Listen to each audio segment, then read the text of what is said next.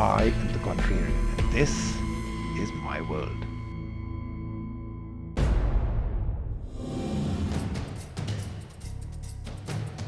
I'm Rajat Agarwal from BGR India. Whether it makes sense to buy the latest flagship smartphone or not, I say save your money, don't buy the latest smartphone, buy a mid-end phone, and I'll take Rajiv on that.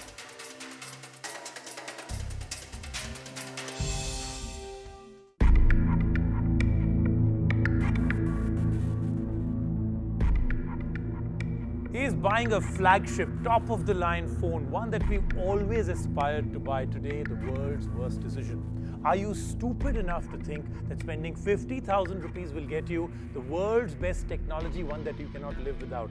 Are flagship phones the only way to go to make sure that the dent in your wallet is also as big a dent as in your ego that you bought the wrong product? Well, I'm not saying it. My guest today said this. Rajat Agarwal is with us. So I'm going to give you about a minute and a half to make your case. All right. And then I'll be on your case. All right, sounds good. Let's start. So here's what, for 50,000 rupees, it's not something additional that you're getting that would change your life. So for instance, something like a heartbeat monitor, right? I don't know. I don't get it. Like, why would you want it when there are a lot of apps that do the same thing? You know, it's not something that it's tracking your heartbeat live or something like that. Similarly, if you see in terms of displays, what we'll get to see now, you know, we already have very sharp 1080p displays. A lot of them coming up with 2K displays and stuff like that. Doesn't make a difference to the naked eye. You can't make out those individual pixels that you're getting more pixels out there. In terms of processors, I think the previous generation processors were good enough. Right? We don't have the kind of applications or the kind of use cases that can use the extra processing power, right? The time where revolutionary things happened with the next generation of anything has stopped. Okay, Right. The wow of technology now has become a slightly more muted wow. Okay, it's not a rooftop. Let's go and chest thump to say that this is what we've bought or this is what we have. It's evolutionary now. It has been for a while. You know, the thing is, it's not just about smartphones, right? It's not moving across categories. So for instance, first we thought that 3D TVs would pick up. We'll need stuff to shoot 3D videos with. That never really happened. Exactly. Similarly for 4K, everyone thought that 4K TVs by now would be like everywhere. Right, there would be 4K content but there's a everywhere. Content problem yeah, for sure. And even apart from content problem, it's not just content, it's hardware plus content plus consumers willing to move there, right? It's not just one thing. Even if one thing is missing, it all falls apart. Come down to this. I mean, the whole hallmark of any technological company is to make profits from consumers, Right. invest some of it back into R&D to move to the next generation of devices. Right. You're just basically taking away and breaking down that business model and saying, don't buy flagship phones, there's nothing great, don't buy new 4K TVs, there's nothing great in that, don't do this, don't buy the current crop of flagship smartphones, right? The last crop was like pretty nice, right? Okay. They actually changed because that's when we were seeing the whole So you're shift. saying that, going from a quad core to an octa-core, going from a better megapixel count on a camera, a better display, better looking phones. Better display is very relative. Better displays when you can actually make out the difference, right? I mean, again, I'll give you the same analogy that we did last time, wherein earlier, when Apple did the shift to Retina displays, right, you could actually see the difference. Correct. When the shift happened from WVGA to 720 or to 1080p, you could see the difference. Currently, you're having a 2K display like some of the brands. How much time have you spent with the 2K display other than maybe in a showcase product or on the Oppo or any of the other, or the LG? Yeah, I have, and it's not Enough just time? It's not just me spending time. It's also what everyone else is saying. Those people who have used it for a long time. Would you agree if I was to say that all of this is an evolutionary scale where the software, the apps, the websites, the browsers all need to scale up for the ecosystem to be ready for a 2K phone. But what you've seen is 2K display with all redundant technology running behind. And that is where I'm coming to, that it has to move together, right? It cannot be a case wherein, okay, today you buy... why would I not buy something that will be keeping me future ready? No, why would I pay 15K extra on something that will get me features 6 or 10 months down the line when there might be a better product which is very well integrated with all the software and all the apps and the entire package? flagship phones set the trend for the future, one, and they are also a showcase for the future for economy phones. Technology percolates down. Absolutely. But Yeah. here, by the very fact that you're not going to endorse this amazing technology, 2K phones have to become a consumer reality of mass market proportions in flagships for 1080p to become a less than 10,000 rupee phone. You're taking away the very idea of amazing technology bought by all in flagships coming down to cheaper technology of the previous generation. Yes. You're just Right. saying, let's ignore the current crop of everything. I'm Don't saying, buy it, it's useless. I'm saying the 2014 crop of flagship smartphones are not worth it because they do not really push the envelope like you are saying, right? Is that the reason that so much more bundling has started happening in flagships? Because they suddenly realize that the phone in itself is not enough.